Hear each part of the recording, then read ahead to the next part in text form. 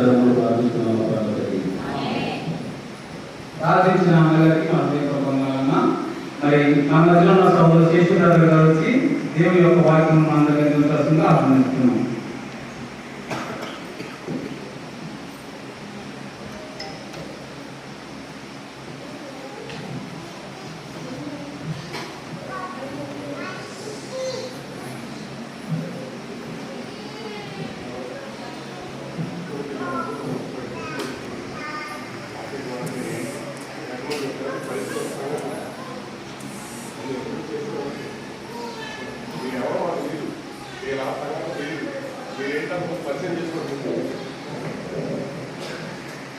నా పేరు శివరాజ్ అండి.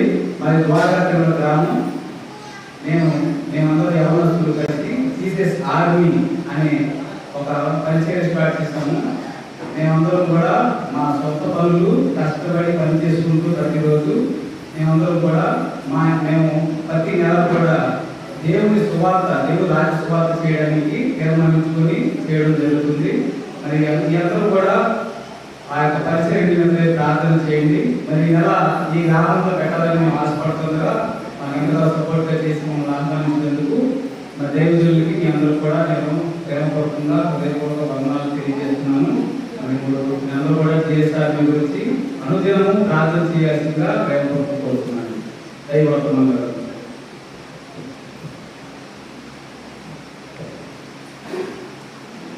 ప్రార్థన చేసుకుని ప్రారంభిస్తున్నాం. మహాగణుడు, మహోన్నతుడు, పరిశుద్ధుడు, మమ్మల్ని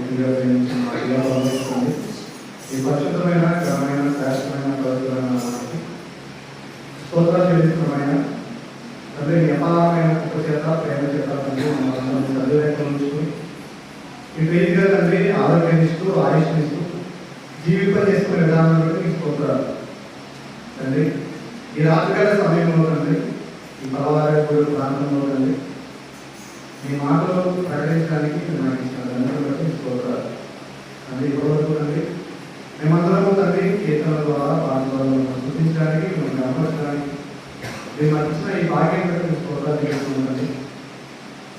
మీ మాటలు నేర్చుకోవడానికి సిద్ధపడుతుందిగా మీ ఆత్మ సహాయం అందరికీ అనుగ్రహించి నడిపించారు తండ్రి. మీ చిత్తానుసారమైన మాటలు నా రోజు పలికించినారు తండ్రి. కేవలం నా నోటి ద్వారా మీరే మాట్లాడుతున్నారు భావన అందరికీ కావడానికి సహాయం చేసి మహిమ ఘనత ప్రభావం మీరే పొందని మా ప్రభువును మీ ప్రియకుమారులను రక్షించలేదు. యేసుక్రీస్తు వారి పరిశుద్ధనామమున అడిగి వేడుకుంటున్నాను తండ్రి. ఆమేన్. పురోహితులందరికీ ప్రభువైన యేసుక్రీస్తు నామములో వందనాలు. అలాగే సేవకులకు ప్రత్యేకంగా వందనాలు.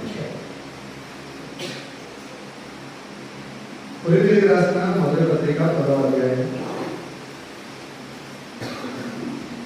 అపోస్తలుడైన పౌలు గారు కొరింథీ సంఘానికి రాసిన మొదటి పత్రిక 15వ అధ్యాయం మొదటి నుంచి సుమారుగా 12 వచనాలు చదువుకుందాం. కొరింథీయులకు రాసిన పత్రిక మొదటి పత్రిక 10వ అధ్యాయం మొదటి నుంచి సుమారుగా 11 వచనాలు చదువుకుందాం. సహోదరులారా, ఈ సంగతి మీకు తెలియకుండా నాకు ఇష్టం లేదు. అదేవిధంగా మన పితరులందరూ మేఘపించడం లేదు, వారందరూ సముద్రంలో నడిచిపోయారు. అందరూ మోషేను బట్టి మేఘంలోనూ సముద్రంలోనూ బాధిస్తున్నారు. అందరూ ఆత్మ సంబంధమైన ఒకే ఆహారం భుజించింది, అందరూ ఆత్మ సంబంధమైన ఒకే పానీయంలో పానం చేశారు. యాయగా తమను వెంబడించిన ఆత్మ సంబంధమైన బట్టలోని తాగి అవన్నీ తీస్తే అయితే వారిలో ఎక్కువ మంది దేవుని దుస్తులుగా ఉండకపోయేది కనుక అరణ్యంలో సంహరింపబడేది. వారు ఆశించిన ప్రకారం మనం చెడ్డవాడిని ఆశించుకున్నట్టు ఈ సంగతులు మనకు దృష్టాంతంలో ఉన్నవి.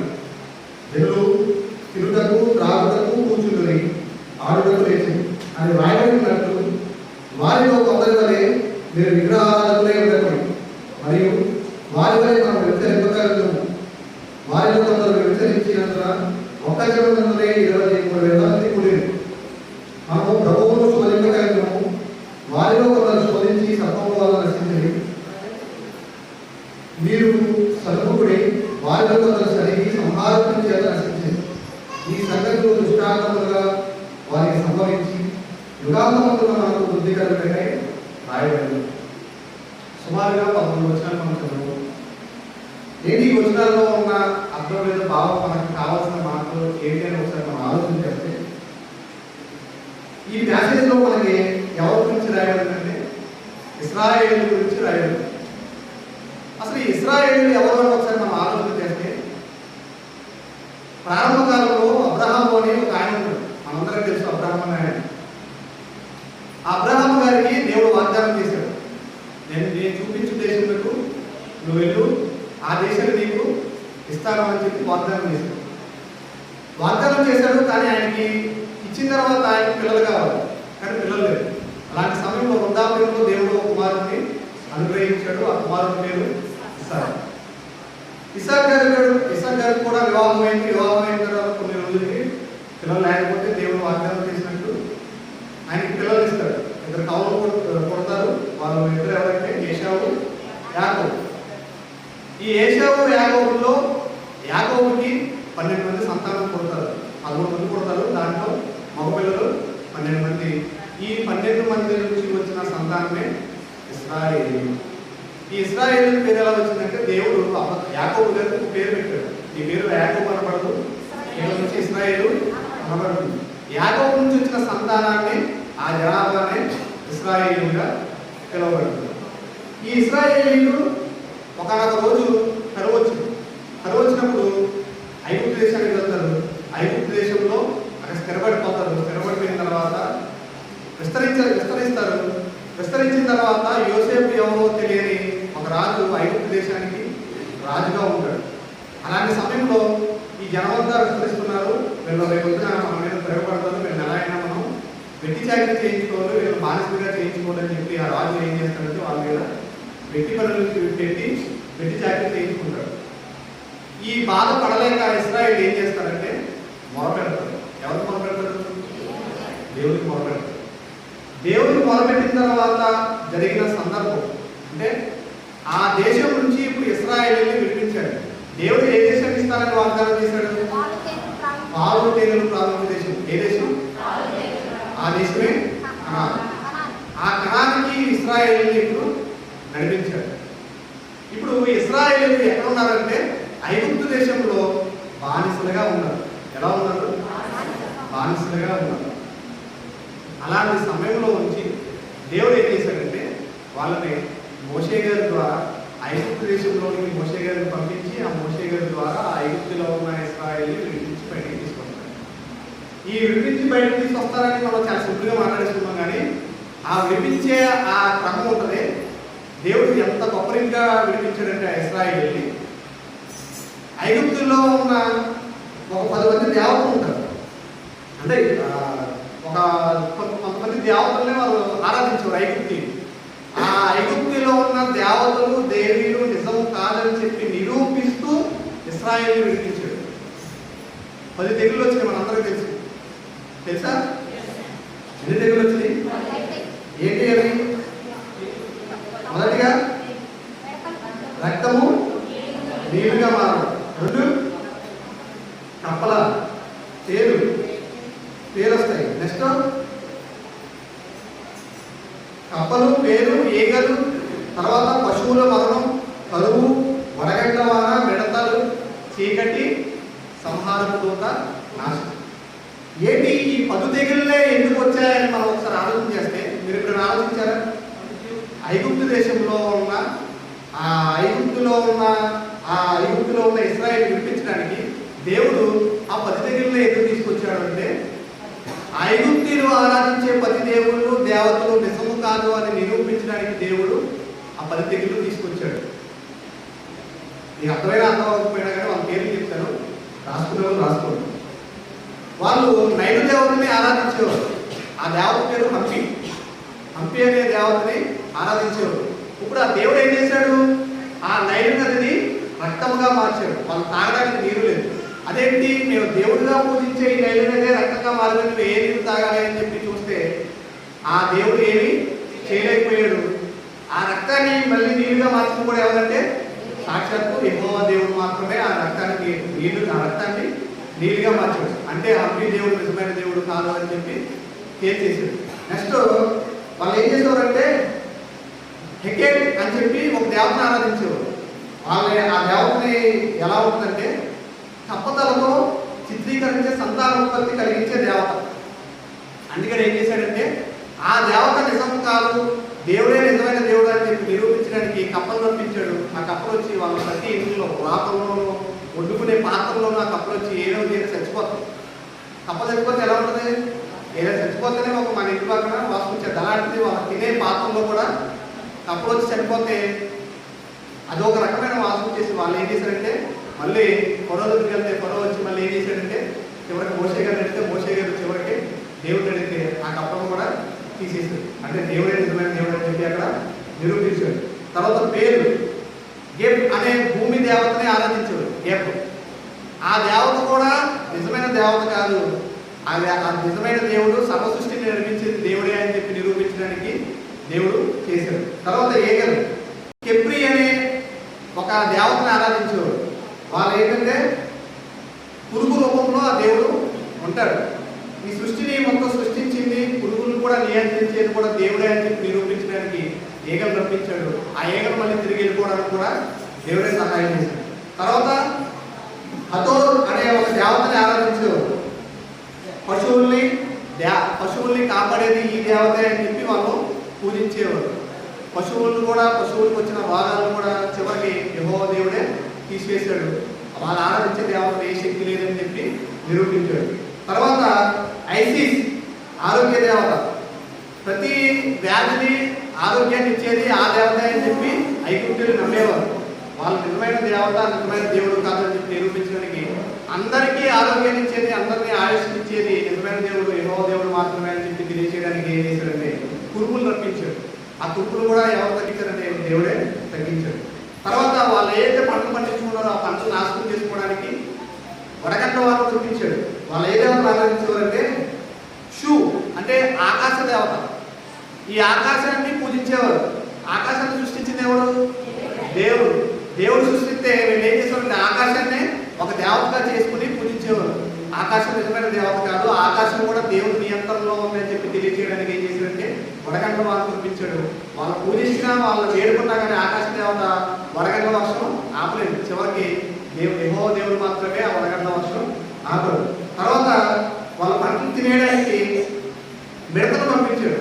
ఈ మిడతల్ని ఎందుకు పంపించాడంటే వాళ్ళ పంటలే పండించేది ఏ దేవుడు అని చెప్పి నమ్మేవారంటే ఒసిరిస్ అనే ఒక దేవత పంపించాడు. అంటే పంటలు పండించేది ఈ దేవతే, మనకు ఆహారం పెట్టేది ఈ దేవతే అని చెప్పి ఒక దేవత నమ్మేవారు. ఆ దేవత కూడా నిజం కాదు అని చెప్పి మిడతలు పంపించి చివరికి ఆ మిడతలు కూడా మళ్ళీ వెనక్కి పంపించింది కూడా యెహోవా దేవుడు. చివరికి వాళ్ళు ఏం చేసేవారంటే సూర్యుడిని కూడా ఆరాధించేవారు. ఆ సూర్యుడు కూడా నిజమైన దేవుడు కాదు అని చెప్పి ఒక 3 రోజులు కటిక చీకటిని కలిగించాడు. వాళ్ళు ఏ దేవత ఆ దేవత పేరు ఏంటంటే రా. ఆ సూర్యుడికి రా అనే పేరు పెట్టుకుని సూర్యుడిని ఆరాధించేవారు. ఆ సూర్యుడు కూడా దేవుడే వెలగమంటే వెలుగుతాడు, దేవుడు ఆరిపోమంటే ఆరిపోతాడని చెప్పి తెలియచేయడానికి ఏం చేశాడంటే సూర్యుడిని ఆపేశాడు. చివరికి కేవలం మోషే గారు మళ్ళీ ప్రార్థన చేస్తే సూర్యుడు మళ్ళీ ప్రకాశించాడు. ఇలా 9 జరిగిన తర్వాత వాళ్ళు ఏం చేసేవారంటే ఫరోను కూడా దేవుడిగా ఆరాధించేవారు. ఆ ఫరోను కూడా దేవుడిగా ఆరాధించేవారు. ఆ ఫరో కూడా నిజమైన దేవుడు కాదు, సమస్తాన్ని నడిపించేది, సమస్తాన్ని కలిగించింది కూడా యెహోవా దేవుడే అని చెప్పి తెలియజేయడానికి మొదటి సంతానమైన ప్రతి సంతానాన్ని నాశనం చేశాడు. ఇది ఇశ్రాయేలీలు ఐగుప్తు దేశంలో నుంచి బయటికి రావడానికి ముందు జరిగిన చరిత్ర. ఏం జరిగింది? 10 దగ్గర రప్పించారు. ఫరో భయవేసి ఏం చేశాడంటే వెళ్ళిపోవాలని వీళ్ళ ప్రయాణమై వస్తున్నారు. వస్తున్న సమయంలో అడ్డుగా ఏమొచ్చిందంటే అరవ సముద్రం అడ్డుగా వచ్చింది. ఒకసారి చూద్దామా? ఎంతమంది 13వ అధ్యాయం 14వ అధ్యాయం ఎంతమాకాలం 14వ అధ్యాయం 21 చదువు. మోషే సముద్రం వైపు తన చేయి చాపగా యెహోవా రాత్రి అంతయు బలమైన తూర్పు గాలి చేత సముద్రమును తొలగించి దానిని ఆరిన నేలగా చేసిన. నీళ్లు విభజింపబడగా ఇశ్రాయేలు సముద్రం మధ్యన ఆరిన నేల మీద నడిచిపోయి ఆ నీళ్లు వారి కుడి పక్కలను కుడి ఎడమ పక్కలను వారికి గోడవలే. ఒకసారి ఆలోచించండి. చేయండి, ఇశ్రాయేలుని దేవుడు ఎలా రక్షిస్తున్నారో మనం ఆలోచన చేస్తాం. చివరికి మంచి పాయింట్ వస్తుంది, గుర్తుపెట్టుకోండి. 10 దగ్గర రప్పించాడు. 10 దగ్గర రప్పించిన తర్వాత ఇశ్రాయేల్ బయట తీసుకొచ్చాడు. బయట తీసుకొచ్చిన తర్వాత వీళ్ళు ప్రయాణంగా వెళ్ళాలి. ఎదురుగా ఏమో ఎర్ర సముద్రం, వెనకాలేమో ఫరో సైడ్. ఇప్పుడు ఎన్ని వెళ్ళలేని పరిస్థితి. ఇప్పుడు ఏం చేయాలి? మనం అయితే ఏం చేస్తాం? మళ్ళీ తిరిగి వెనక్కి ఐగుప్తు దేశానికి వెళ్ళిపోతాం. ఎవరు సముద్రంలో కూడా ఎక్కడ చెప్తాము అని చెప్పి వెనక్కి వెళ్ళిపోతాం. కానీ దేవుడు ఏం చేశాడంటే మోషే గారికి ఒక ఆలోచన కలిగించాడు. నువ్వు సముద్రం వైపు నీ కన్నం చేపలు సముద్రం నుండి పాయలుగా వెళ్ళిపోతే మధ్యలో ఆరిన నేల, సముద్రంలో ఆరిన నేల మీద ఇశ్రాయేలు నడిచి వెళ్ళారు. తర్వాత ఈ సముద్రం దాటిన తర్వాత వీళ్ళు ఏం చేశారంటే సముద్రం దాటారు. మనం ఏం చేస్తామంటే మీరు గుర్తుంచుకోండి, మనం ఏం ఆలోచన చేస్తామంటే ఇశ్రాయేలు బానిసలుగా ఉన్న ఇశ్రాయేలు ఐగుప్తులో బానిసలుగా ఉన్న ఇశ్రాయేలుని దేవుడు ఏ విధంగా రక్షించాడో చూస్తున్నాం. 10 తెగులుని రప్పించాడు, బయటికి పంపించాడు. ఎర్ర సముద్రం వచ్చింది. ఎర్ర సముద్రాన్ని చీలికగా చేశాడు. ఎర్ర సముద్రాన్ని చీలికగా చేయడమే కాకుండా పగలు ఎండ దెబ్బైనను రాత్రి వెన్నెల దెబ్బైనను తగలకుండా పగలు మేఘస్తంభముగాను రాత్రి అగ్నిస్తంభంగాను నడిపించాడు. నిర్మాకాండము 11వ అధ్యాయం 27వ వచనం. వారు పగలు రాత్రి ప్రయాణం చేయనట్టుగా యెహోవా త్రోవలో వారిని నడిపించుటకై పగటి వేళ మేఘస్తంభంలోను వారి వెలిగించుటకు రాత్రి వేళ అగ్నిస్తంభంలోనూ ఉండి వారికి ముందుగా నడుచుతూ వచ్చెను. ఆయన పగటి వేళ మేఘస్తంభమునై రాత్రి వేళ అగ్నిస్తంభమునై ప్రజల ఎదుటి నుండి తొలగింపలేదు. అంటే దేవుడు ఏ రీతిగా కాచి కాపాడుకుంటా ఇశ్రాయేలుని తీసుకొస్తున్నారో చూస్తే ఎర్ర సముద్రాన్ని చీల్చివేశాడు. పగలేమో మేఘస్తంభముగా రాత్రి అగ్నిస్తంభంలో ఉండి నడిపిస్తున్నాడు. అలా ప్రయాణమే వెళ్తుండగా వాళ్ళకి ఆకలిస్తుంది. పొందుకోవాలంటే ఏమీ లేవు. అందుకే ఏం చేశాడంటే ఆకాశం నుంచి మన్నాను కురిపించాడు. అదే 16వ అధ్యాయం 15వ వచనం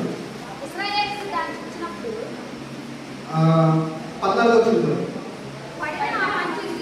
పడిన మంచు విరిగిపోయిన తర్వాత గురుగు మంచు వలె సన్నని కణములు అరణ్యపు భూమి మీద కనబడేను. ఇశ్రాయేలు దాన్ని చూసినప్పుడు అది ఏమైంది తెలియక ఏమి అని ఒకరితో ఒకరు చెప్పుకోండి. గుర్తుండే ఉంది హెబ్రీ భాషలో మన్నా. అంటే ఇశ్రాయేలుకి ఆకలిసినప్పుడు దేవుడు ఏం చేశాడంటే ఆకాశం నుంచి ఆహారం కురిపించాడు. అంటే ఎట్టి రీతిగా ఇశ్రాయేలుని కాపాడుకుంటూ తీసుకొస్తున్నాడో ఒకసారి చూస్తే చాలా దేవుడి యొక్క ప్రేమ ఎంత గొప్పదంటే ఆలోచన చేస్తే విడిపించి వదిలేయచ్చుగా. విడిపించిన తర్వాత కనాను దేశానికి చేరేంత వరకు నడిపిస్తూనే ఉన్నారు. వాళ్ళు 40 సంవత్సరాలు ఆ అరణ్యంలో నడిచిన తర్వాత చెప్పులు అరగలేదంట, బట్టలు మాసిపోలేదంట. 40 సంవత్సరాలు అంటే చెప్పులు మనం ఎన్ని జతలు మాత్రం 40 సంవత్సరాలు అంటే ఎన్ని జతలు మాత్రం లెక్క ఉండదు. అంతే బట్టలు ఈరోజు వేసుకుంటే రేపు ఒత్తిడికి సాయంత్రానికి వాసన వచ్చేస్తాం. 40 సంవత్సరాలు బట్టలు మాసిపోలేదంట. అంటే దేవుని ప్రేమ, ఆయన కృప, ఆయన కరుణ ఇంత రీతిగా చూపించుకుంటూ ఇశ్రాయేలుని తీసుకొస్తున్నారో మనం ఆలోచన చేస్తాం. తర్వాత చూస్తే మార్గం మధ్యలో ఆహారం తిన్నారు. కొంత దూరానికి వెళ్ళిన తర్వాత దావతేసిన తర్వాత ఏం చేశారంటే మాకు నీరు లేదు, మమ్మల్ని ఎర్రనేమో చంపేయడానికి తీసుకొచ్చావా అని చెప్పి మోషేని దూషించినప్పుడు దేవుడు ఏం చేశాడంటే బండను చూపించి ఆ బండనే కొట్టు, ఆ బండ మీకు నీళ్ళు ఇస్తున్నాయి అన్నప్పుడు చూస్తే అదే నిర్గమాకాండం 17వ అధ్యాయం ఆలోచన. నిర్గమాకాండం 17వ అధ్యాయం ఆలోచన. ఇదిగో అక్కడ హోరేలోని బండ మీద నేను నీకు ఎదురుగా నిలిచెదను. నీవు ఆ బండను పట్టగా ప్రజలు త్రాగుటకు దానిలో నుండి నీళ్లు బయలుదేరునని మోషేతో సెలవేయగా మోషే ఇశ్రాయేలుల పెద్దల కన్నుల ఎదుట అట్లు చేసెను. ఆ అట్లు చేసెను అంటే పక్కమన్నాడు, కొట్టాడు, వాడు వచ్చి తాగాడు. తాగినంత తృప్తి పొందాడు. ఇంకా చాలా ఉన్నాయి. నీరు చేదుగా ఉందని చెప్పి ఆ చేదు నీరుని తీయగా మార్చాడు. ఇలా చూసుకుంటే ఎన్నో కార్యక్రమాలు చేసుకుంటూ దేవుడు ఇశ్రాయేలుని నడిపించుకుంటూ తీసుకొచ్చాడు. ఇప్పుడు ఎంత సహాయం చేస్తూ, ఎంత కృప చూపిస్తూ, ఎంత రీతిగా నడిపిస్తున్న దేవుడికి విధేయ కావాల్సిన అవసరం ఉండాలి. కానీ ఇశ్రాయేలు ఏం చేశారు తెలుసా? ఒకనాడు మోషే గారిని దేవుడు సీనాయి పర్వతం మీదకి రమ్మన్నాడు. సీనాయి పర్వతం మీదకి వెళ్ళి మోషే గారు ఇంకా రావద్దని చెప్పి ఏం చేశారంటే, అక్కడ యాజకుడైన అంటే మోషే అన్నగారైన అహరోను గారు అక్కడ ఉంటే, మమ్మల్ని ఐగుప్తు దేశం నుంచి విడిపించిన మా దేవుణ్ణి మాకు చూపించి, ఈ మోషే ఏమైనా మాకు తెలియదు, మాకు దేవుడు కావాలి, మమ్మల్ని ముందు నడిపించే నాయకుడు కావాలని చెప్పి మోషే గారిని అహరోను గారిని ఇబ్బంది పెట్టారు. ఇబ్బంది పెడితే అహరోను గారు విసిగిపోయి ఏం చేశారంటే, మీ దగ్గర ఉన్న మీ చెవులుకున్న బంగారం, మీ ఒంటి మీద ఉన్న బంగారం అంతా తీసుకురండి అని చెప్పి చెప్తే ఆయన ఏం చేశారంటే అగ్నిలో వేసి ఒక ఆకారాన్ని తయారు చేశారు. ఏం ఆకారం అది? దూడ. దూడను చేస్తే ఆ దూడను ఎదురుగా పెట్టుకుని మమ్మల్ని ఐగుప్తు దేశం నుంచి 10 తెగుళ్ళు మాకు రాకుండా మమ్మల్ని విడిపించి, ఎర్ర సముద్రం ఎదురుగా వస్తే ఎర్ర సముద్రాన్ని పాయగా చేసి, పగలు మేఘస్తంభంగాను రాత్రి అగ్నిస్తంభంగా ఉండి మమ్మల్ని నడిపించేది, మాకు ఆహారం కావాలంటే ఆకాశం నుంచి ఆహారం కురిపించి, మాకు నీరు కావాలంటే బండ నుంచి నీరు ఇచ్చింది ఈ దేవుడే అని చెప్పి ఎవరికి చూపించారు? బంగారు దూడని చూపించారు. ఇప్పుడు దేవుడికి ఎలా ఉంటుంది? నాకు ప్రతిగా ఏ రూపంలో మీరు చేసుకునకూడదు అని చెప్పి. ఇప్పుడు మోషే గారేమో సీనాయి పర్వతం మీద ఉన్నారు, ఇశ్రాయేలు ఏమో పాలెంలో ఉన్నారు. పాలెంలో పెట్టుకుని ఏం చేస్తున్నారంటే ఒకసారి చూస్తే నిర్గమాకాండం 32వ అధ్యాయాన్ని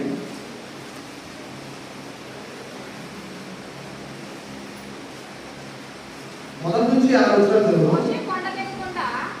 మోషే కొండ లేకుండా చదువు చేయగా ప్రజలు చూసినప్పుడు ఆ ప్రజలు అహరోను వద్దకు కూడి వచ్చి, రేపు మా ముందర నడుచుటకు ఒక దేవతను మాకు చేయము.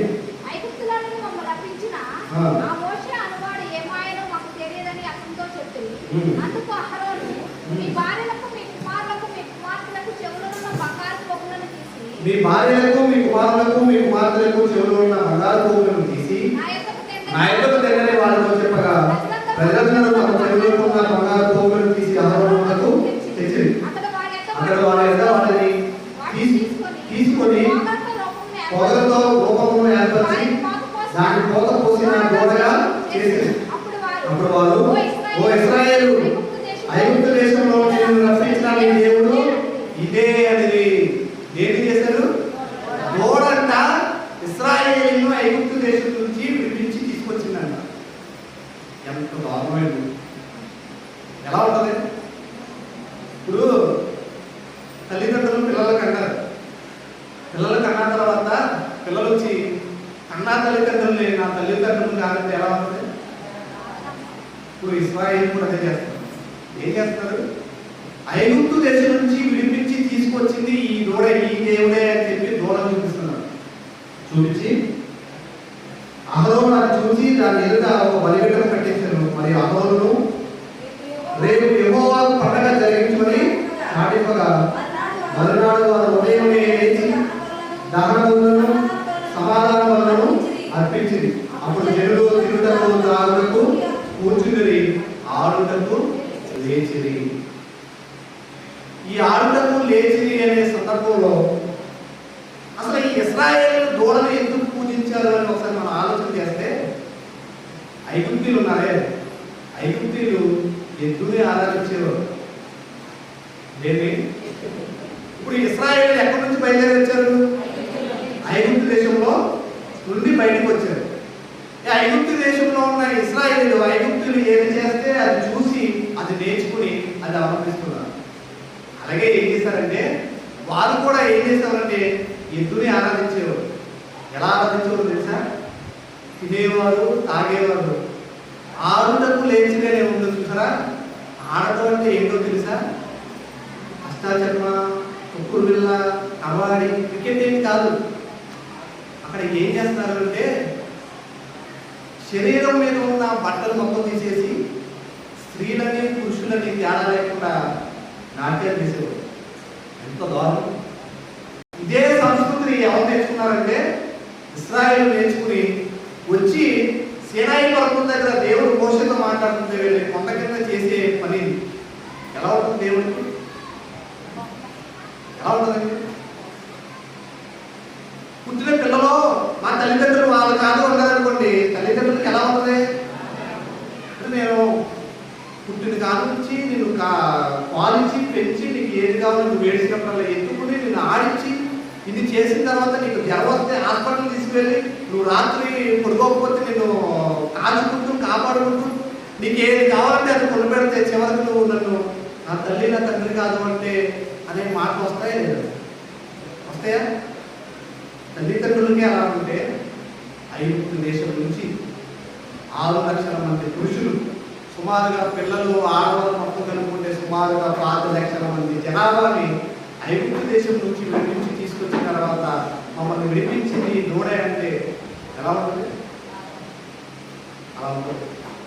ఏం చేశాడు మోషే గారు? చివరికి వచ్చి 15 వచ్చి మోషే శాస్త్రం గల 2 పలకలను చేత పట్టుకుని కొండ దిగి వచ్చింది. ఆ పలకలు ఇరు ప్రక్కలను రాయబడినవి, అవి ఈ ప్రక్కలను ఆ ప్రక్కలను రాయబడినవి. ఆ పలకలు దేవుడి రాసినవి, ఆ పలకల మీద చెక్కబడిన రాత దేవుడి చేయని రాత. ఆ ప్రజలు పెద్ద కేకలు వేయించుండగా యెహోషువ ధ్వని పాలకుల యుద్ధధ్వని అని మోషేతో అనగా అతడు అది జయధ్వని కాదు, అపజయ ధ్వని కాదు, సంగీత ధ్వని వినిపించుచున్నదని అతడు పాలకులను సమీపించగా ఆ గోడను వారు నాట్యమాడులను చూసి అందుకు మోషే కోపము మండెను. అతడు కొండ దిగువన తన చేతుల్లో ఉండి ఆ పలకలను పడవేసి వాటిని పగలగొట్టాడు. మరియు అతడు వారు చేసిన గోడను తీసుకుని అగ్నితో కాల్చి పొడ చేసి నేల మీద చల్లి ఇశ్రాయేలు చేత దాన్ని తాగించింది. అప్పుడు మోషే, నీవు ఈ ప్రజల మీదకి ఈ గొప్ప అపాయం రప్పించుకున్నట్లు వారిని ఏమి చేస్తారని అహరోను అడిగాడు. అహరోను నా ఏలినవాడా, నీ కోపం మనలేకు, ఈ ప్రజలు దుర్మార్గులు మాట ఎదురు. వారు మాకు ముందరను నడుచుటకు ఒక దేవతను చేయము, ఐగుప్తులోనే మమ్మల్ని రప్పించిన వాడు ఈ మోషే ఏమైనా మాకు తెలియదు. అందుకు నేను ఎవరి వద్ద బంగారం ఉన్నదో వారు దాన్ని ఓడదేశంలో తినని చెప్పింది. నేను దాన్ని అగ్నిలో వేయగా ఈ దూరాయను. ప్రజలు నిచ్చలవిడిగా తిరుగుట మోసే చూచాను. వారు విరోధులలో వారికి ఎగతాళి కలిగినట్లు అహరోను నిచ్చలవిడిగా తిరుగుటకు వారిని విడిచిపెట్టి ఉండేది. అందుకు మోషే పాలెం ద్వారం నిలిచి యెహోవా పక్షం ఉన్న వారందరూ నా యొద్దకు రండి అనగా లేవీయులందరూ అతని యొద్దకు కూడి వచ్చారు. ఇది అక్కడ జరిగిన సందర్భం. ఇంకా చూస్తే దేవుడు ఏం చేశాడంటే ఈ పని చేసిన తర్వాత కూడా దేవుడు క్షమించి వదిలేశాడు. వదిలేసిన తర్వాత వీళ్ళు ఏం చేస్తారంటే వేరే ఇతర దేశస్తులతో మీరు కలవకండి, వాళ్ళతో సాంగత్యం చేయకండి అని చెప్పి ముందే చెప్పారు. కానీ వీళ్ళు ఏం చేస్తారంటే మోయాబీలతో సాంగత్యం చేస్తున్నారు. మోయాబీలు ఏదైనా పండగ చేస్తే వాళ్ళు పండగలకు వెళ్తున్నారు. విగ్రహాలు అర్పించిన వాటిని తినవద్దు అంటే వాటిని వెళ్ళి తెచ్చుకుని తింటున్నారు. అలాంటి సమయంలో దేవుడు ఏం చేశాడంటే వాళ్ళని శిక్షించాలని చెప్పి చూసినప్పుడు మోషే గారు మధ్యలో ఉంటారు. ఆ సందర్భం చూస్తే ఒకసారి సంఖ్యాకాండము 25వ అధ్యాయం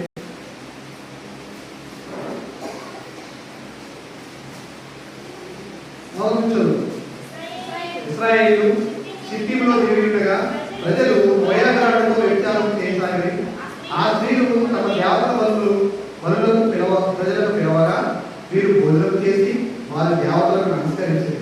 అట్లు ఇశ్రాయేలీయులు బయలుదేరుతో కలుసుకున్నందున వారి మీద యెహోవా కోపము రగులుకున్నది.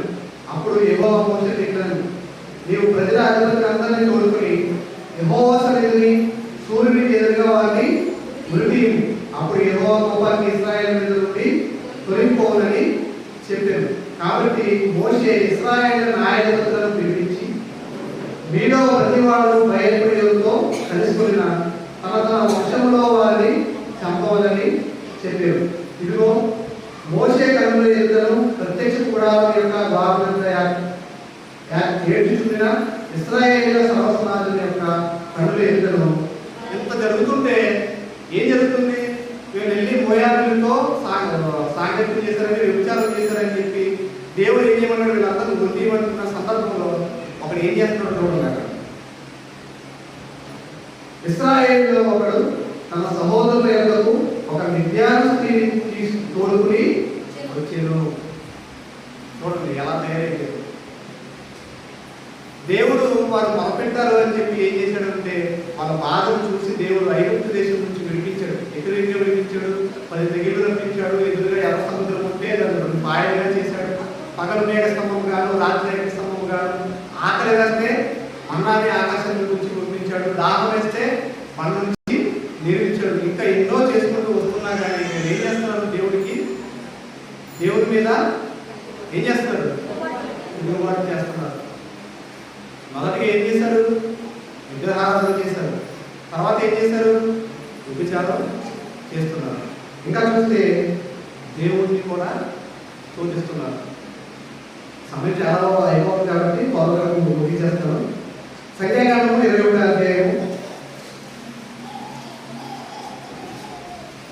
4 నుంచి 9 వచ్చినారు. వారు ఎదోము దేశం చుట్టిపోవాలని కోరుకొండ నుండి యవసముద్రం మార్పుకున్న సాయకుడు మార్గాయాసల చేత జనులు ప్రాణులు సమస్యలను కాగా ప్రజలు దేవునికి మోషేకు విరోధంగా మాట్లాడేది. అంటే దేవునికి విరోధంగా మాట్లాడే స్థాయికి వచ్చేసారు. ఇంకా చూస్తే నిర్గమాకాండము 17వ అధ్యాయం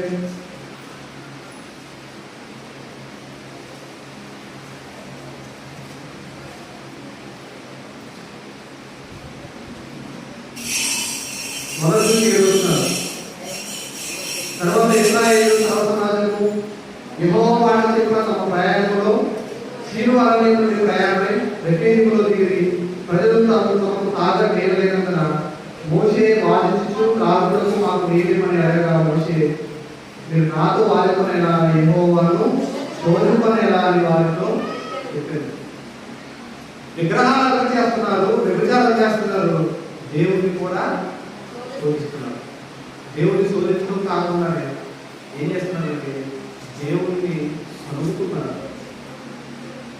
మనం చదువుకున్నట్టు కొరింథీయులకు రాసిన పత్రికలో కొరింథీయులకు రాసిన మొదటి పత్రిక 10వ అధ్యాయము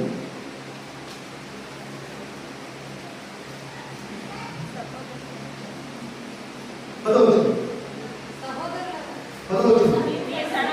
మీరు సనగబడి వారిలో కొందరు సరిగి నశించేది. అంటే వారిలో అంటే ఎవరంటే తెలుసా, ఇస్రాయేల్ ఏం చేశారంట, శనిగారు సనగడం వల్ల ఏం చేశారంట, ఏమైందంట, నశించిపోయారంట. అంటే చచ్చిపోయారు. మనలో చాలా మంది కూడా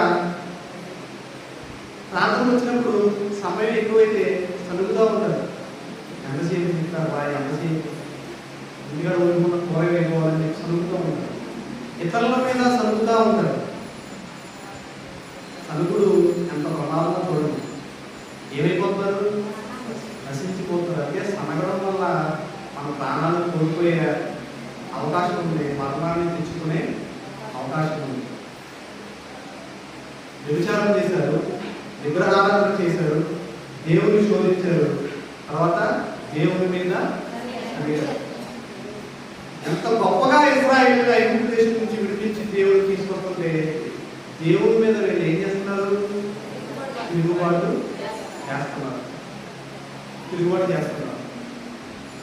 తిరుగుబాటు చేయడం వల్ల ఏమైంది తెలుసా, 5 లక్షల మంది ఇశ్రాయేలు ఐగుప్తు దేశంలో ప్రయాణం ప్రారంభిస్తే చివరికి వాగ్దానం చేసిన దేశానికి చేరిన ఎంతమందో తెలుసా, ఎంతమంది,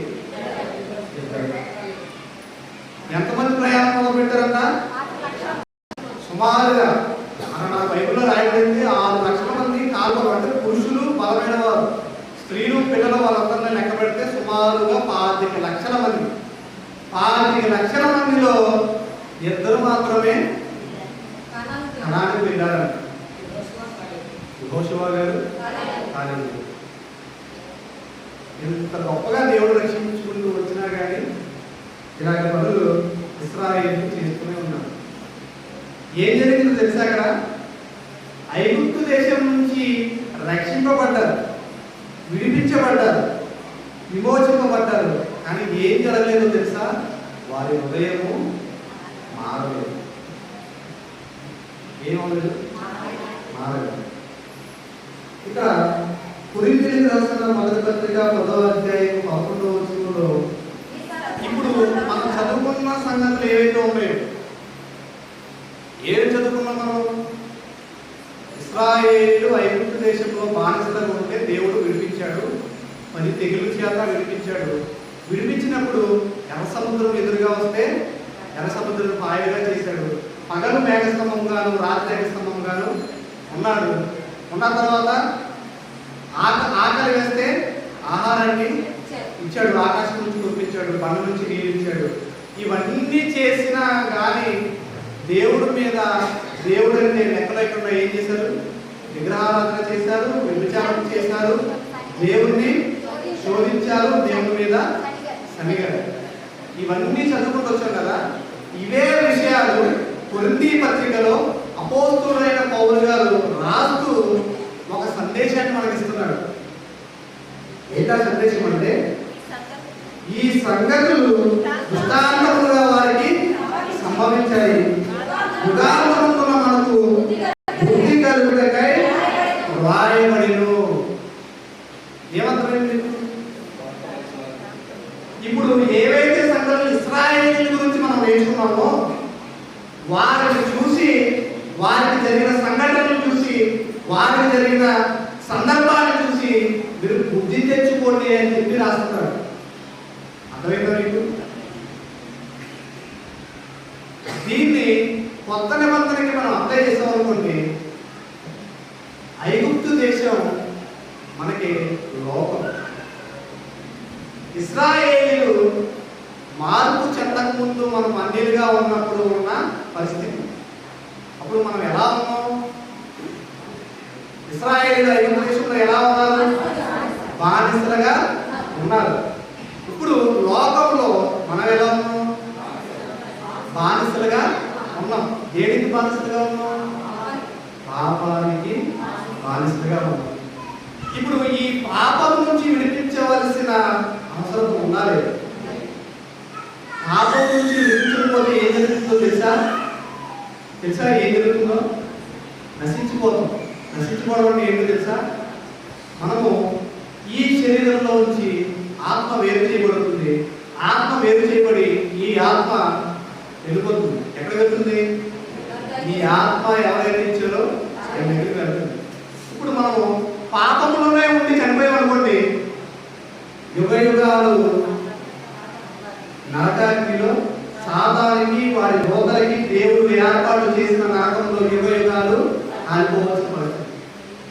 ఇప్పుడు మరి దీని నుంచి మనల్ని ఎవరు రక్షించాలి అని మనం చూస్తే మన వల్ల కాదు. పాత నిబంధనలో ఇశ్రాయేలు పాపం నుంచి రక్షించబడడానికి కోడెలను దూడలను వారిని బలిపీఠం మీద పనిచేసి ఆ రక్తం ద్వారా పాపక్షమాపణ పొందేవారు. కానీ ఆ పాపాలు మళ్ళీ వారికి జ్ఞప్తికి వచ్చాయి. కానీ ఆ పాపము వారికి సంపూర్ణ స్థితి కలగచేయలేదు. అందుకని దేవుడు ఏం చేసింది తెలుసా? ఇది నా పిల్లల వల్ల కాదు అని చెప్పి దేవుడు ఏం చేశాడంటే, దేవుడే శరీరాన్ని ధరించుకుని శరీరధారిగా ఈ భూమి మీదకి వచ్చి జీవుడిగా జీవించి అనేక కార్యక్రమాలు చేసి ఒక మనిషిగా ఎలా జీవించగలరో చేసి చూపించి మనం చేసిన పాపాలన్నిటినీ ఆయన మీద వేసుకుని ఆయన శిలువలో బలి అయిపోయి రక్తాన్ని చిందించి ఆ రక్తం ద్వారా మనం ఏదైతే పాపంలో ఉన్నామో ఆ పాపం నుంచి మనకి విమోచన కలిగజేశాడు.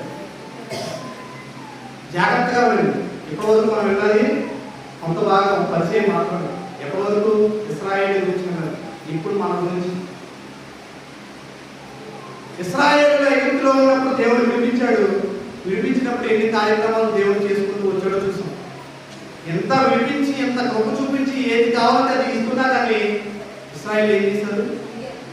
దేవుడు చేయొద్దన్న పనులే చేశారు. విగ్రహారాధన చేయొద్దురా అని చెప్పాడు దేవుడు. ఏం చేశారు?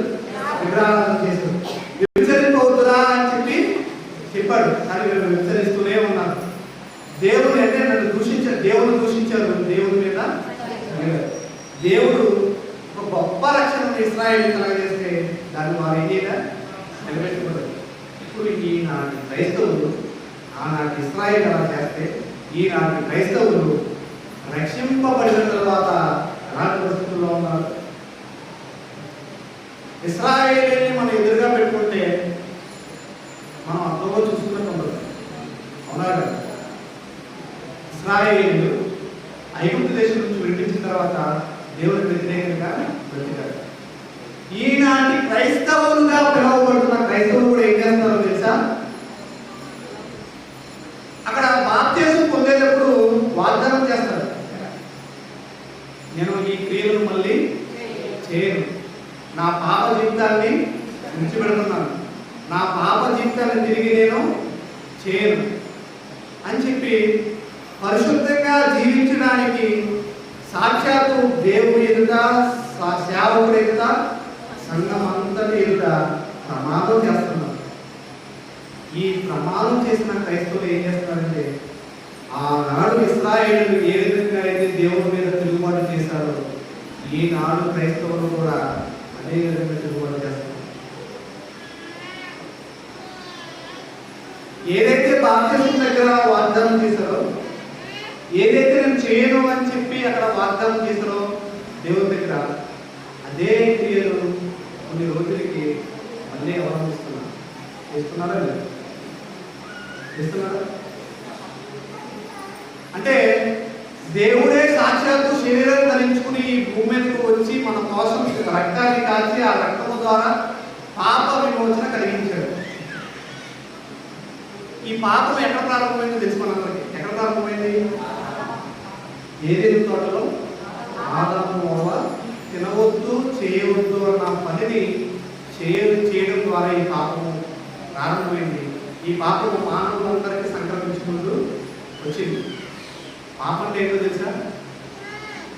అప్పటి వరకు చక్కగా దేవునితో సహవాసం కలిగి, దేవునితో ప్రతి పూట చల్లపూట దేవునితో నడుస్తూ ఉండేవారంట ఏదైతే తోటలో ఆదాము అవ్వ. ఎప్పుడైతే తినవద్దు అనే పనులు తిన్న తర్వాత ఏది తెలుసా? దేవుడు వస్తుంటే మీరు దాచుకుంటున్నారు. ఏం చేస్తున్నారు? దాచుకుంటున్నారు. ఏమైందో తెలుసా? ఆదాము అవ్వ పాపం చేయడం వల్ల దేవునికి మానవులకి మధ్య ఉన్న సంబంధం విడిపోయింది. ఏం జరిగింది? విడిపోయింది. దేవుడు మొదటి మనిషి అయిన ఆదాము అవ్వని ఎలా కలగజేశాడు తెలుసా? తన స్వరూపమందు తన పోలిక చెప్పున కలగజేశాడు. అంటే దేవుని స్వరూపం, దేవుని పోలిక మానవుడికి ఇచ్చి కలగజేస్తే మానవులు ఏం చేశారంటే పాపం చేయడం వల్ల దేవుని ఏదైతే స్వరూపాన్ని, ఏదైతే పోలిక ఇచ్చాడో ఆ స్వరూపాన్ని, పోలికని కోల్పోయారు, పోగొట్టుకున్నారు. దేవునితో సంబంధం తెగిపోయింది. దేవుని పోలిక, దేవుని స్వరూపాన్ని కోల్పోయారు. ఇప్పుడు మానవుల పరిస్థితి ఎలా ఉందంటే నిస్సహాయులుగా పాపంలో పడిపోయారు. లేకపోతే వారు ఎవరు లేరు. అందుకని యేసుక్రీస్తు వారు వచ్చారు. వచ్చి ఏదైతే పాపం చేస్తారో ఆ పాపానికి విలువ పెట్టాలి. విలువ పెడితేనే కానీ ఆ పాపం పోదు. విలువ పెట్టాడు. పెట్టి ఏం చేశాడు? తెగిపోయిన, అంటే దేవునికి మానవులకి మధ్య తెగిపోయిన సంబంధాన్ని మళ్ళీ కలిపాడు. అందుకే యేసుక్రీస్తు వారు శిలువ మీద చనిపోయినప్పుడు దేవాలయంలో ఉన్న తెర చీలిపోయింది. చిరిగింది. ఎలా చిరిగింది? పైనుంచి కిందకి, కింద నుంచి పైకి తిరిగింది అనుకోండి. మనుషులు ఎవరో చెప్పారనుకోవచ్చు. కానీ ఎలా తిరిగిందంట? పైనుంచి కిందకి చిరిగింది. చిరగడం అంటే అర్థం తెలుసా? అతి పరిశుద్ధ స్థలంలో ఉన్న దేవునికి బయట ఉన్న మానవునికి మధ్య సంబంధం అనేది కలిసింది. ఎవరి వల్ల? యేసుక్రీస్తు వల్ల. ఏదైతే మహిమను, ఏదైతే స్వరూపాన్ని ఆనాడు ఏదైతే తోటలో కోల్పోయామో అదే మహిమను, అదే స్వరూపాన్ని ప్రభువైన యేసుక్రీస్తు మరలా మనకి ఇచ్చారు. ఇస్తే ఇంత గొప్పగా మనల్ని రక్షిస్తే ఆనాడు ఇశ్రాయేలీయులు ఏ విధంగా అయితే తప్పిపోయారో ఈనాడు క్రైస్తవులందరూ తప్పిపోతున్నారు. ఇలా ఉంటే మనం రక్షింపబడతాం అంటే బాప్తిసం తీసుకుంటేనే మనం రక్షింపబడలేమని అనుకుంటున్నాం. ఇప్పుడు ఇశ్రాయేలీయులు కూడా ఏమనుకున్నారు? మేము ఐగుప్తు దేశం నుంచి రక్షింపబడ్డాము, కనాను దేశానికి వెళ్ళిపోతాం అని చెప్పి ఏం చేశారు? వాళ్ళ ఇష్టానుసారమైన క్రియలు చేశారు, మధ్యలోనే నశించిపోయారు. ఇప్పుడు మనం ఏం చేసాం? పాపం నుంచి బయటకు వచ్చి ప్రయాణాన్ని మొదలు పెట్టాం. మన ప్రయాణం ఎక్కడ చేరాలి? ఇప్పుడు పరలోకానికి చేరాలి. ఈ పరలోకానికి చేరాలి అంటే మనం ఏం చేయాలంటే, ఏదైతే మనం వాగ్దానం చేసామో దేవుని యొక్క పరిశుద్ధంగా జీవిస్తారని చెప్పి ఆ పరిశుద్ధతను మనం కాపాడుకుంటూ జీవించి పరలోకానికి వెళ్ళాలి. కానీ మనం ఏం చేస్తున్నాం? లోకానుసారంగా లోక సంబంధమైన క్రియలు చేస్తూనే ఉన్నాం. చూడవద్దన్న ఏం చూస్తూనే ఉన్నారు యవనస్తులు, చేయవద్దన్న ఏం చేస్తూనే ఉన్నారు భక్తులు. ఇప్పుడు ఇలా ఉంటే ఏ విధంగా రక్షించబడతాము? అంటే చాలా మంది సమాజంలో కొన్ని డాక్టరీన్స్ ఉన్నాయి, అంటే కొన్ని సిద్ధాంతాలు ఉన్నాయి. ఏంటంటే అవి ఒక్కసారి రక్షింపబడితే ఆ రక్షణ ఎప్పటికీ పోదు అని చెప్పి ఒక డాక్టరీన్ ఉంది. అది చాలా శుభతత్వం. దాన్ని బుద్ధిగా నమ్మి వీళ్ళు ఏం చేస్తున్నారంటే వాళ్ళ ఇష్టానుసారంగా జీవిస్తున్నారు. ఇప్పుడు చివరికి వాళ్ళ చనిపోతే ఎక్కడికి వెళ్ళిపోతారు? అంటే బాప్తిసం తీసుకున్నాం కదా పల్లకి వెళ్ళిపోతాం అనుకుంటారు. చాలా తప్పది. ఏం చేయాలంటే బాప్తిసం తీసుకున్నప్పుడు మనం ఎంత పరిశుద్ధంగా ఉండాలని నిశ్చయించుకున్నామో అదే పరిశుద్ధతను మనము ఇంప్రూవ్ చేసుకుంటూ అభివృద్ధి చేసుకుంటూ దేవుడు ఏదైతే స్వరూపాన్ని మనము కోల్పోయిన స్వరూపాన్ని మనకి ఏదైతే ఇచ్చాడో, దేవుడితో సంబంధాన్ని ఏదైతే ఇచ్చాడో ఆ సంబంధాన్ని మనం కలుపుకుంటూ చివరి వరకు మనం జీవించాలి. మనం ఏం చేస్తాం? బాప్తిసం తీసుకున్నప్పుడు పాత జీవితాన్ని దేవుడికి విరోధమైన కార్యక్రమాలు ఎన్నడూ చేయాలని చెప్పి తీసుకున్నాం. కానీ చాలా మంది పెళ్ళిళ్ళు చేసేటప్పుడు పెళ్ళిళ్ళు కూడా అన్య సంప్రదాయాలు ఏవైతే వాటిని ఫాలో అవుతూనే ఉన్నారు. బైబిల్లో ఉందా? లేదు. తర్వాత పెళ్లికి పేరు మాత్రమే క్రైస్తవుల పెళ్లి. ఆ పెళ్లి తాగి కట్టంగానే అప్పటి వరకు పరిశుద్ధ పరిశుద్ధ అనే పాటలు, కళ్యాణమే కమనీయమనే పాటలు పాడిన ఈ పెళ్లిలో సినిమా సాంగ్స్ మీద డ్యాన్స్ చేస్తున్నారా లేదు? కరెక్టా? అది మనం ఏదో మన ఇప్పుడు ఇశ్రాయేలు ఏ విధంగా అయితే వాళ్ళ ఇష్టానుసారంగా తిని త్రాగి ఆడుతూ లేచారో అదే విధంగా మనం జాగ్రత్త గుర్తుపెట్టుకోండి. ఏమయ్యారు? నశించిపోయారు, సంహరింపబడ్డారు. చాలా జాగ్రత్త గుర్తుపెట్టుకోండి. వాళ్ళ రక్షణ కంటే మన రక్షణ చాలా గొప్ప విలువైనది. ఇప్పుడు ఈ దేహంలో నుంచి ఈ శరీరంలో నుంచి ఆత్మ వేరైపోతే మళ్ళీ తిరిగి వచ్చే అవకాశం లేదు. నువ్వు ఈ ఆత్మ ఎప్పుడైతే వేరైపోతుందో ఆ స్థితిలో, అంటే ఆత్మ వేరైపోయే ఆ పరిస్థితిలో అప్పటి వరకు, అంటే ఆ స్థితిలో నువ్వు ఎలా ఉన్నావో అప్పటి వరకు నువ్వు పరిశుద్ధ క్రియలు చేసి నువ్వు చనిపోయేటప్పుడు పాపం చేసావు అనుకో, ఏంటి పరిస్థితి? నువ్వు పాపమే. నువ్వు అప్పటి వరకు బాప్తిసం తీసుకుని పరిశుద్ధ క్రియలు చేసుకుంటూ వచ్చి ఒక్కసారిగా దేవుడు చేయొద్దని పని చేసి చనిపోయావు అనుకో, నువ్వు పాపమే. గుర్తుపెట్టుకోండి, మనం ఏదైతే పాపం చేస్తున్నామో మన ఈ దేహంలో ఈ శరీరంలో ఈ ఆత్మ ఉన్నంత వరకే మనం పరిశుద్ధ క్రియలు చేయాలి. చనిపోయిన తర్వాత చేయడానికి ఏమి ఉండవు. మనందరికీ తెలుసు ధనవంతుడు లాభం కదా. ధనవంతుడు ఏమనుకున్నాడు? తిన్నాడు, తాగాడు, సుఖించాడు, లగ్జరీ ఎంజాయ్ చేశాడు. చివరికి ఏం చేశాడు? దేవుడు తన ప్రాణాన్ని తీసుకున్నాడు. చివరికి లెక్క చూపించున్నాడు, యాత్ర ముందు స్థలంలో ఉన్నాడు. అబ్రహాము పిలిచి నాకు ఇంకా 7 అన్నదమ్ములు ఉన్నారు, వాళ్ళకి వెళ్ళి నేను చెప్పొస్తాడు అని చెప్పి అనే పరిస్థితి వచ్చింది. ఒక్కసారిగా వెళ్ళిపోయి మళ్ళీ తిరిగి వచ్చే అవకాశం లేదు. ఒక మాట అడుగుతారు, బాప్తిసం తీసుకున్నప్పుడు ఏదైతే దేవుడికి మాట ఇస్తున్నారో ఆ మాట మీద నిలబడడానికి మీకు వచ్చిన నష్టం ఏంటి? అంటే దేవుడి మాట మీద నిలబడితే శ్రమ వస్తాయి, కష్టాలు వస్తాయి, బాధలు వస్తాయి. వాటన్నింటినీ తట్టుకుని నిలబడడమే భక్తి. మీరు ఆ మాటని తప్పాలనుకోండి, శ్రమలు రావు, కష్టాలు రావు, బాధలు రావు. కానీ యుగయుగాలు ఎక్కడ కాలిపోతారంటే నిత్య నరకాంతిలో కాలిపోతారు. ఇప్పుడు దేవుడికి మాట ఇచ్చిన తర్వాత ఆ మాట ప్రకారం జీవిస్తే శ్రమలు వచ్చినా, కష్టాలు వచ్చినా, నష్టాలు వచ్చినా దాన్ని తట్టుకుని జీవిస్తే దేవుడు తగిన సమయంలో మీకు ఒక మంచి ఉన్నత స్థితికి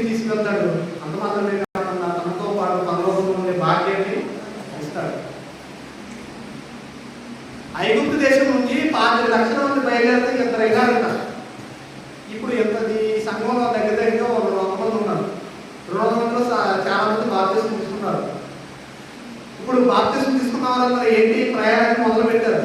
ఈ ప్రయాణాన్ని ఎక్కడ వరకు కొనసాగించాలి? పరలోకం వెళ్ళేంత వరకు, మరణించేంత వరకు ఈ ప్రయాణాన్ని కొనసాగించాలి. కొనసాగించకపోతే ఏమవుతుంది?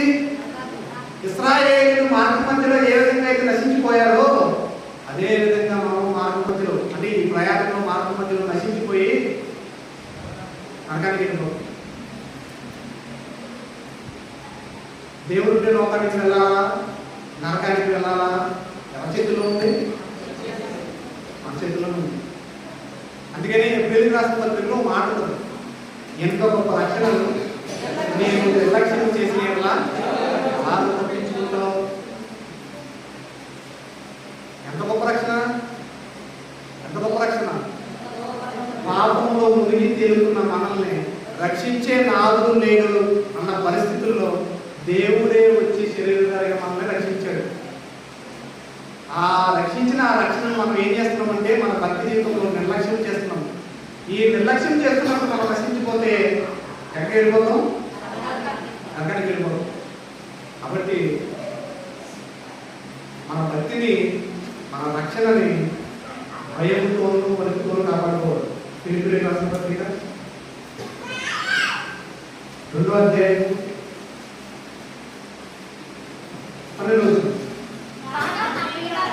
కాగా నా ప్రియులారా, మీరు ఎల్లప్పుడూ విధేయులైన ప్రకారం నా ఎదుట ఉన్నప్పుడు మాత్రమే కాక మరీ ఎక్కువగా నేను మీతో లేని ఈ కాలంలోనూ భయంతోనూ వణుకుతోనూ మీ సొంత రక్షణను కొనసాగించుడి. ఎలా కొనసాగించాలంటే మన రక్షణను భయము, వణుకు. నేను నిజంగా చెప్పరా, ఈ భూమి మీద పుట్టిన ప్రతి మనిషి భూమి మీద ఉన్న ప్రతి దానికి భయపడతారు, కానీ దేవుడికి భయపడతారు. గుండెల మీద చేతులేసి చెప్పండి, నిజమాగా భూమి మీద ఉండే చిన్న బొద్దింకు వచ్చి మన పక్కన ఉన్నా కానీ భయపడతాం. అది ఏం చేయదు, మనం బల్లిని చూసినా భయపడతాం, బయట కుక్కను చూసినా భయపడతాం, ఇంకా కొంతమంది లోపల పండుగ చూసినా భయపడతారు. కానీ వీటన్నిటినీ కలగజేసిన సూర్యచంద్ర నక్షత్రాన్ని, విశ్వాన్ని, నిన్ను నన్ను, ఈ భూమి మీద ఉన్న ప్రతి దాన్ని, సముద్రంలో ఉన్న జీవరాశిని, వీటన్నిటినీ కలగజేసిన దేవుడిని చూసి భయపడేవారు లేదు. అన్నారా? లేదు. నిజంగా దేవుడు అంటే భయం ఉంటే మీ ఇష్టానుసారంగా ఎవరు చేయదు. మీకు మాట చెప్పాలి, చాలా మంది అంటే చదువులో ఉన్నారు కదా, ఎగ్జామ్కి వెళ్ళినప్పుడు సీసీ కెమెరాలు ఉంటాయి. సీసీ కెమెరాలు ఉంటాయి. ఇప్పుడు ఎగ్జామ్ రాసేటప్పుడు ఆ సీసీ కెమెరాలో ఉండి మనల్ని, సీసీ కెమెరాలు ఉండి మనల్ని పర్యవేక్షిస్తున్నాయి, మనం చాలా జాగ్రత్తగా ఉండాలి, ఎవరితో మాట్లాడకూడదు, ఎటు తిరగకూడదు అనే భయం ఉంటుందా లేదు? చాలా మంది చదువుకున్నాము. అంటే సీసీ కెమెరా చూస్తున్నాయని చెప్పి భయపడి ఎగ్జామ్ రాసేవారు ఉన్నారు. మీకు తెలియని విషయం ఏంటంటే, నిఘా నేత్రాలు మనల్ని నిరంతరం పర్యవేక్షిస్తూ ఉన్నాయి. కీర్తన గ్రంథం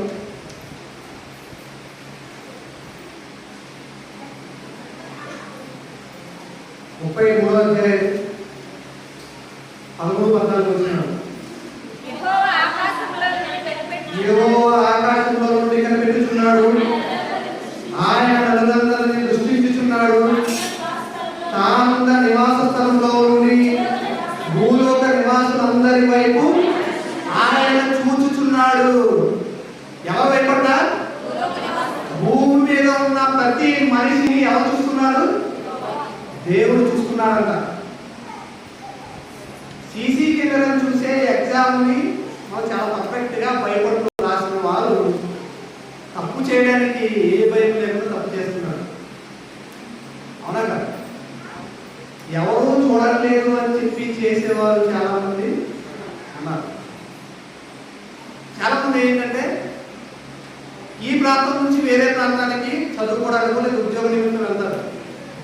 మా ప్రాంతం వారు ఎవరూ లేరు అని చెప్పి ఆ ప్రాంతంలో తప్పులు చేసేవారు ఉన్నారు.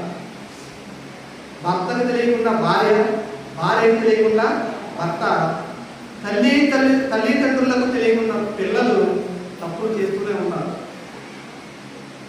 మీకు తెలియని విషయం ఏంటంటే ఎవ్వరూ చూడకపోయినా దేవుడు నిత్యము మనల్ని పర్యవేక్షిస్తూ ఉన్నాడు. ఏమవుతుందో తెలుసా?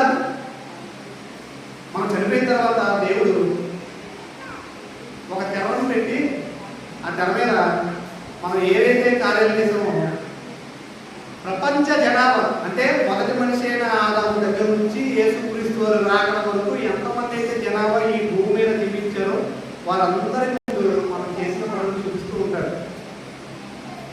మనం ఏమనుకుంటాం?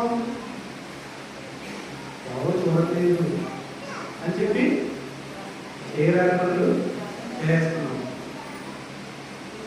ఎవరు వినట్లేదు అని చెప్పి మాట్లాడకూడని మాటలు మాట్లాడేస్తున్నాం. హలో, గుర్తుపెట్టుకోండి, దేవుడు నిత్యం మనల్ని చూస్తున్నాడు. దేవుడు చూస్తున్నాడనే భయం మనకుంటే ఏ తప్పు చేయదు. పిల్లలు ఏ విధంగా అయితే తల్లిదండ్రులు చూస్తున్నారనే భయం ఉంటుందో అప్పుడు ఏ తప్పు చేయదు. తల్లిదండ్రులు ఒక్కసారిగా పక్కన వెళ్తే తప్పు చేస్తారు. కానీ మన దేవుడు నిత్యము మనం ఏమి చేస్తున్నాము, అందుకే కీర్తనలో 139 దేవుడు కూర్చుంటను, లేచుటను, నడుచుటను నా మాట నాలుకకు రాకముందే నేనేమి మాట్లాడతానో నీవు ఎరుగుదు.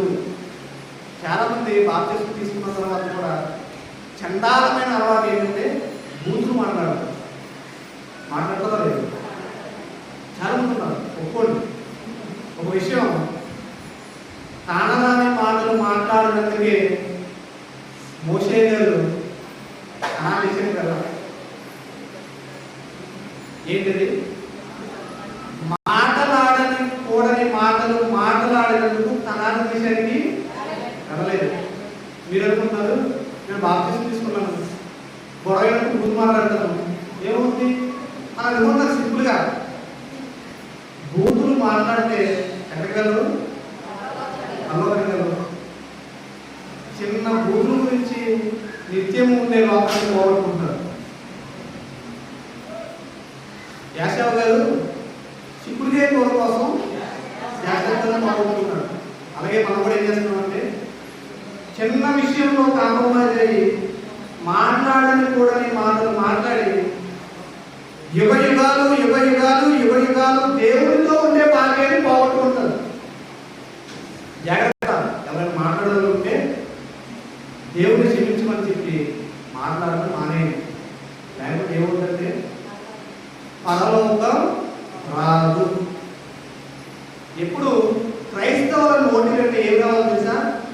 కృతజ్ఞత వచనమే కానీ మీరు బూతులైనను, తత్వలైనను, పోగ్గే మాటలైనను మాట్లాడకూడదు. ఇవి మీకు తగవు. అర్థమైందా? ఇశ్రాయేలీయులు ఏ విధంగా అయితే ఐగుప్తు దేశం నుంచి రక్షింపబడ్డారో, రక్షింపబడిన తర్వాత దేవుడు ఏ విధంగా అయితే కాచి కాపాడుతూ తీసుకొచ్చారు, కాచి కాపాడుతూ తీసుకొచ్చినా కానీ వాళ్ళు ఏం చేశారు? పడిపోయారు. పడిపోయిన తర్వాత నశించిపోయారు. అలాగే క్రైస్తవులు కూడా ఏం చేస్తున్నారంటే రక్షింపబడుతున్నారు, రక్షింపబడే మధ్యలో పడిపోతున్నారు. పడిపోయిన ఇశ్రాయేలీయులు ఏ విధంగా అయితే నశించిపోతున్నారో పడిపోయిన క్రైస్తవులు కూడా నశించిపోతున్నారు. కాబట్టి జాగ్రత్తగా ఆలోచించేయండి. నేనేదో మిమ్మల్ని ఇబ్బంది పెట్టాలని కాదు, కానీ బైబిల్లో ఉన్న విషయం మీకు తెలియచేయండి. ఎందుకంటే ఇప్పుడున్న పరిస్థితుల్లో ఈ రోజుల్లో క్రైస్తవులు ఎలా ఉన్నారంటే బయటి వారి కంటే దారుణంగా ఉన్నారు. పరిస్థితులను గమనిస్తే అంటే యేసుక్రీస్తు వారిని నమ్మి బాప్తిస్మం పొంది రక్షణ పొంది సంఘంలోకి చేర్చబడిన క్రైస్తవులు ఎలా ఉన్నారంటే ఎవరైతే బాప్తిస్మం పొందలేదో, ఎవరైతే రక్షింపబడలేదో వారికంటే దారుణంగా ఉన్నారు.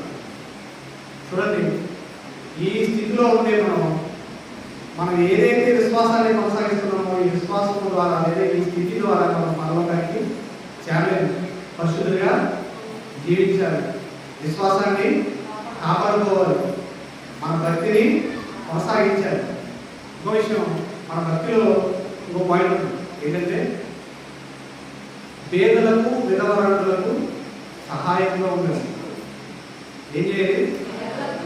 యేసుక్రీస్తు వారు ఆ సువార్త ప్రకటన సమయంలో నీ దగ్గర 2 అంగీలు ఉంటే ఒక అంగీ ఇచ్చి ఒక మైలు దూరం రమ్మంటే 2 మైళ్ళు వెళ్ళాయని చెప్పి చెప్పాడు.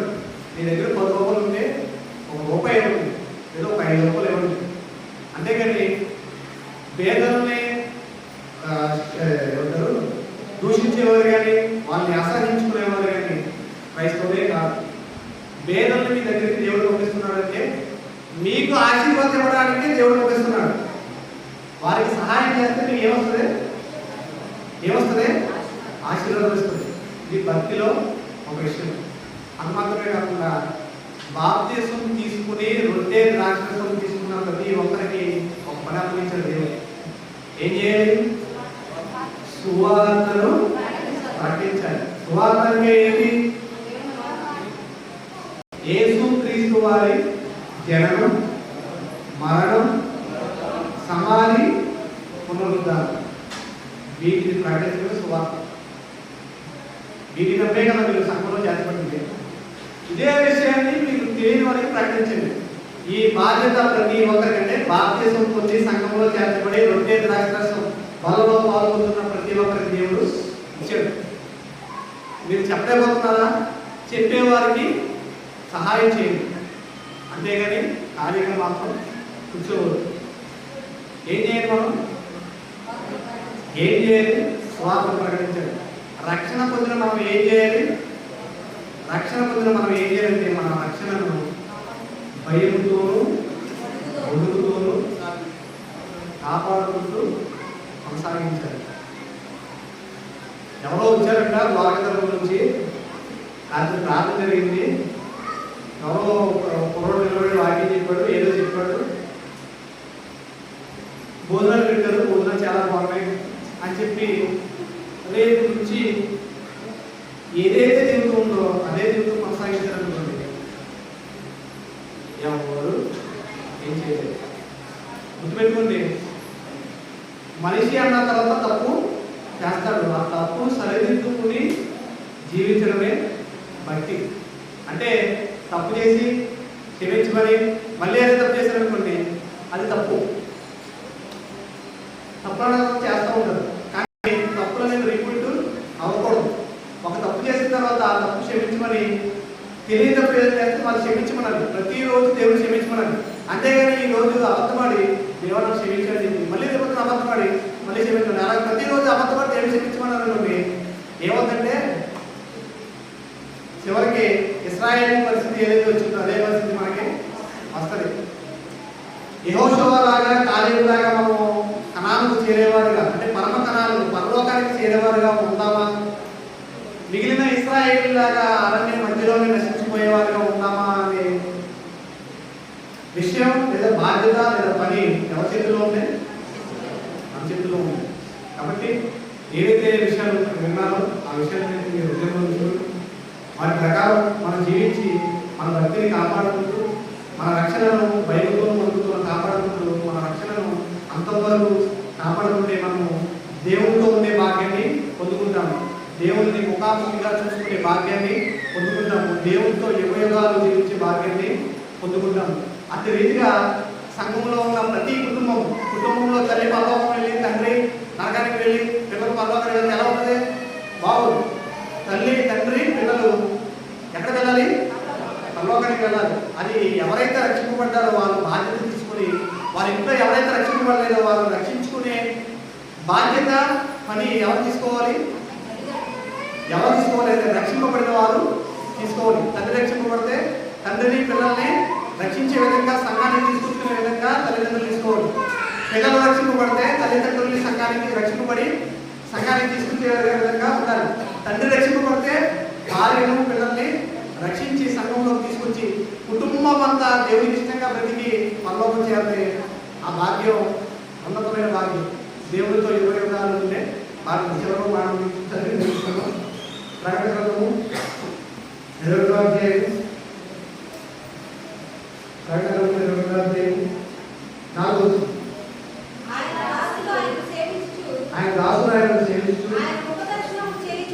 ఆయన ఉపదర్శనం చేయుచున్నది. ఆయన నామము వారి ముసలయ్యలను రాత్రి ఇక్కడ వెళ్ళను దీపకాంతేయులను సూర్యకాంతేయులను వారికి అక్కర్లేదు. దేవుడైన ప్రభువే వారి మీద ప్రకాశించును. వారి హృదయములు రాజ్యము చేయును. చూడండి, మన రక్షణను కాపాడుకుని మన భక్తిని కొనసాగిస్తే మనం ఉపయోగాలు దేవుడితో ఉండే భాగ్యాన్ని పొందుకుంటాం.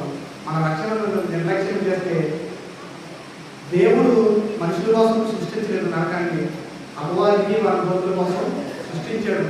కానీ మనుషులు చేసిన క్రియల వల్లనే ఆ నరకానికి వెళ్ళిపోతున్నారు. నరకానికి వెళ్తారా పరలోకానికి వెళ్తారా అనేది నీ చేతుల్లో ఉంది, నా చేతుల్లో ఉంది, మనందరి చేతుల్లో ఉంది. కాబట్టి పరలోకానికి పొందుకునే భాగ్యాన్ని మనం పొందుకుంటాం. అదే రీతిగా మన జీవితాన్ని కొనసాగించామని తెలియజేస్తూ నేను ఆ మాట ముగిస్తున్నాను. ఇంకోటి చక్కగా ఓపికగా ఉన్నాను, అందువల్ల నేను అందరికీ ప్రత్యేకంగా ఉన్నాను. చిన్న ప్రార్థన చేసుకుని ముగించుకున్నాను.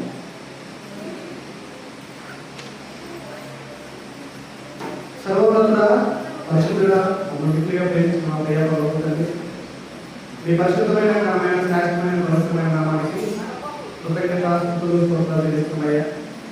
తండ్రి ఎంత గొప్ప భాగ్యం మాకు అందరికీ అనుగ్రహించారు. తండ్రి నా నోటి ద్వారా తండ్రి మీరు మాట్లాడిన మాటలు బట్టి మీకు స్తోత్రాలు. ఇశ్రాయేలు యొక్క జీవితాలను చూసి మా జీవితాలకు అన్వయించుకొని మాకు ఎంత గొప్ప రక్షణను మీరు అనుగ్రహించారనే విషయాన్ని మేము జ్ఞాపకం చేసుకున్నాము. ఇశ్రాయేలు రక్షణ పొందిన తర్వాత వారి హృదయం మారగలని మార్గ మధ్యలో నశించారు. కనాను దేశానికి నిద్ర చేయాలనే విషయాన్ని నా ద్వారా తెలియజేశారు. అయితే ఆత్మనే